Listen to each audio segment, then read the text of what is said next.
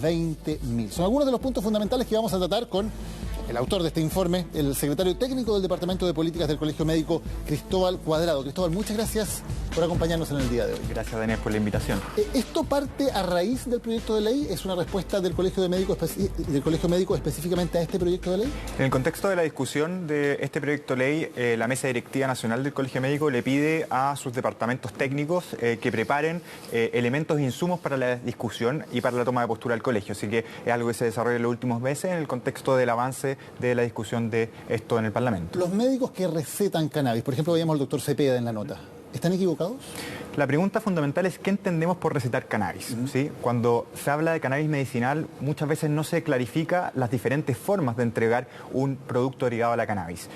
Lo que nosotros hemos dicho una y otra vez es que, como cualquier fármaco, la cannabis medicinal puede ser utilizado con ciertos fines terapéuticos en la medida que tenga pruebas de seguridad y eficacia. Hay algunos medicamentos aprobados por la Agencia Reguladora de Estados Unidos para algunas indicaciones muy específicas para algunas enfermedades, y eso está dentro de la práctica médica y de las buenas prácticas. ¿Ustedes no se oponen a eso, a que haya medicamentos con cannabis autorizados a la venta? En la medida en que demuestren su seguridad y eficacia, muy bienvenidos, y se suman al arsenal terapéutico. Muy distinto es decir que el fumar marihuana o el que se hagan preparados artesanales en el domicilio, luego del autocultivo, puede ser una manera segura y eficaz de poder tratar enfermedades. Pero el proyecto no incluye el hecho de fumar marihuana. No, sin duda no lo incluye, pero tampoco tiene una forma clara de cómo evitar que ese uso se le dé, ¿no? Y ese es un elemento de discusión relevante de cómo, si es que hay una prescripción que permite el autocultivo en el domicilio, cómo después se puede regular cuál es el uso efectivo que se le da. Ahora, para nosotros más importante desde el Colegio Médico es diferenciar esta discusión sobre derivados que pasen por todas las pruebas que necesita un fármaco y que garanticen que las personas tengan acceso a un tratamiento de calidad, versus lo que nosotros creemos que no es responsable, que es decirle a las personas que simplemente cultivando en su casa y pudiendo hacer preparados artesanales, eso es una manera de acceder a tratamientos efectivos. La verdad es que en ninguna otra parte de la medicina hacemos eso. Es como decirle a la persona, en vez de tomarse una aspirina, haga un tecito de corteza de sauce, que es el origen de la aspirina, ¿no? Ese tipo de cosas no están dentro de la medicina moderna. Para tomarme en ese ejemplo, está bien, ustedes no recomiendan a la gente que se hagan un tecito de corteza de sauce, pero tampoco la ley lo prohíbe, que ese es el punto que está en discusión aquí, si la ley debe prohibir o no un comportamiento. ¿Por qué se debería prohibir el tema de la cannabis y no prohibir, por poner el ejemplo, la corteza de sauce? Porque el asunto acá en discusión no es la prohibición, ¿sí? De hecho, lo que nosotros no entramos en la discusión si es que la cannabis debería ser liberalizada o estar prohibida. Lo que nosotros decimos es que no se justifica una discusión del punto de vista sanitario y médico como justificación para que las personas realicen autocultivo en sus casas. Si es que las personas quieren hacer cualquier tipo de uso con la planta de la cannabis, eso es una discusión muy relevante, y en una democracia debería discutirse entonces la liberalización del autocultivo de la cannabis, pero muy distinto es decir que, dado que tiene fines medicinales, ¿sí?, que no se han demostrado, ¿sí?, esa es la razón por la cual debemos autorizar que las personas cultiven en su domicilio. ¿Ustedes consideran que el foco de la discusión está mal puesto? Exactamente, creemos que no entendemos muy bien por qué, si es que el foco realmente es la criminalización, no se aborda desde la ley 20.000, y en vez de eso se está haciendo un énfasis en el Código Sanitario. Nosotros creemos que ese es un foco incorrecto y es el punto que es central, que también el Colegio Médico dice, por este lado no nos parece que sea razonable avanzar. ¿Y el Colegio Médico tiene una postura sobre si la marihuana debería ser legal o no en Chile? No es una discusión que ha sido llevada a cabo y zanjada dentro del Colegio Médico. Nosotros dentro del informe entregamos algunos insumos con respecto a cuáles son los problemas del consumo, que yo creo que son ampliamente conocidos. O sea, no es una sustancia inocua, eso no es cierto. Como también es cierto decir que hay otras sustancias que son legales y que también generan daño a la salud. La experiencia de alcohol y tabaco nos ha enseñado que luego que uno legaliza una sustancia, uno tiene que tener una alta regulación para poder evitar sus daños, ¿sí? Por lo tanto, uno esperaría que si es que se avanzara en Chile la legalización de la cannabis, se haga de una manera muy seria y que permite controlar los eventuales efectos negativos. Hasta ahora no tenemos buenas evaluaciones de los pocos estados de Estados Unidos y los países como Canadá o Uruguay que han avanzado en esa legalización. ¿Por qué no tienen una buena evaluación? Digo que no tenemos una buena evaluación, no en el sentido que no sabemos realmente cuáles son las consecuencias en términos empíricos de política pública, como para poder recomendar tampoco si ese es un buen camino, por ejemplo, para disminuir el narcotráfico.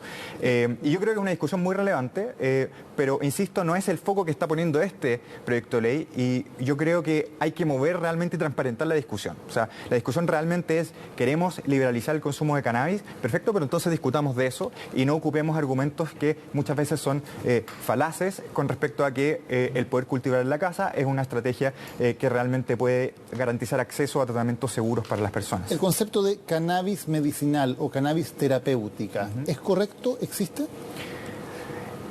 Yo diría que lo correcto son usos de preparados derivados de la cannabis que pueden ser de fines medicinales. Yo creo que esa es una forma más precisa de referirse, porque lo que ocurre cuando uno habla de cannabis medicinal es que entra en esta confusión que hemos tratado de aclarar un poco, diferenciando de qué tipo de productos y formas de uso estamos refiriéndonos. Y, perdón, usada correctamente, recetada por el médico competente, ¿sí puede tener un efecto terapéutico que sea beneficioso la cannabis? Existen varias revisiones sistemáticas sobre la materia. Yo te diría que hay 2 preparaciones que están aprobadas por la FDA.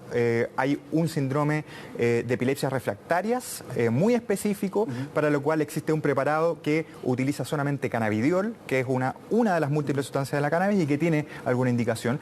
Y la verdad es que las indicaciones que hasta ahora están probadas por siendo efectivas y seguras son muy pocas, son unas 3 o 4. Entonces la verdad es que si bien tiene un rol, es un rol mucho más restringido que lo que muchas veces se presenta en los medios de comunicación como un medicamento que puede ser utilizado para una gran cantidad de... Y cuando muchos pacientes, porque son muchísimos y los que se presentan en los medios de comunicación, que dicen que, por ejemplo, la cannabis les ayuda mucho, especialmente con dolores, por ejemplo, a sobrellevar los problemas de determinadas enfermedades. ¿Ustedes consideran que ese efecto es real o que hay algo de efecto placebo ahí? La verdad es que es muy difícil poder referirse a la efectividad de un tratamiento en base a los casos individuales. Y eso es lo que nos ha demostrado décadas de investigación médica, de que muchas veces hay tratamientos que aparentan ser efectivos y que las personas sienten que son efectivos, pero cuando uno los somete a una prueba de eficacia y seguridad no lo son tal. Y eso es muy relevante en el caso de la cannabis, donde tienen muchos efectos adversos. De hecho, para el tratamiento del dolor, por ejemplo, hay varios estudios que demuestran de que si bien puede disminuir un poco el dolor, sus efectos adversos son importantes y no sería una estrategia superior a otros fármacos ya disponibles que son mucho más seguros y que tenemos probados, ¿no? Y yo diría que ese es un elemento relevante de la discusión. Para muchas de las indicaciones que se plantea el uso de la cannabis, tenemos otras alternativas que son más seguras y que están ya disponibles hace largo tiempo. Entonces, nosotros también como Colegio Médico llamamos al Ministerio de Salud a hacerse cargo también de que hay muchas personas en Chile que no tienen acceso a tratamientos efectivos.